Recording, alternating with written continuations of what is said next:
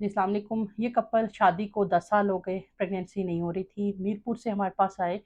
अ, हमने इनको इक्सी का मशवरा दिया, एम्ब्रियो का बैंक बनाया जो कि 6 एम्ब्रियोज़ के ऊपर मुश्तमिल था। पहले 2 एम्ब्रियो हमने ट्रांसफ़र किए। अल्हम्दुलिल्लाह आज ये एम्ब्रियो ट्रांसफ़र के 1 महीने के बाद आए हैं। दोनों एम्ब्रियोज़ की हार्ट बीट आ गई है और दोनों एम्ब्रियोज़ इक्वली चल रहे हैं। दोनों एम्ब्रियोज़ के जो प्लेसेंटाज़ हैं और सैक हैं वो अलग-अलग हैं।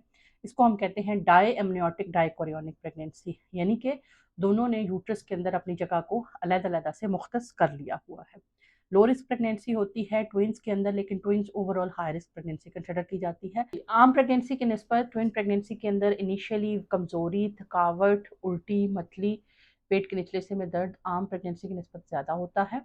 लॉन्ग टर्म में जाके हाई ब्लड प्रेशर, शुगर और इस तरह की कॉम्प्लिकेशन का रिस्क ज़्यादा होता है, लेकिन अगर प्रॉपर्ली ट्रीट किया जाए, टाइमली चीज़ों को डिटेक्ट कर लिया जाए, तो ये सारे प्रॉब्लम्स जो हैं वो हल हो जाते हैं। ये पेशेंट आज फर्स्ट विज़िट हमारे पास आए, आज इनके बच्चों की हार्ट बीट आई। अब नेक्स्ट विज़िट पे जब हमारे पास आएँगे तब तक अल्ट्रासाउंड के ऊपर हमें बच्चों की मूवमेंट्स भी शुरू हो जाएँगी। सेकंड जो स्कैन होता है, जब एक मूवमेंट शुरू हो जाती है, उसके बाद बैड ऑब्स्टेट्रिकल आउटकम का रिस्क काफ़ी हद तक कम हो जाता है। ऑनवर्ड पेशेंट को हम गाइड करते रहेंगे ताकि ये दोनों बच्चे जो हैं वो हमसे लेके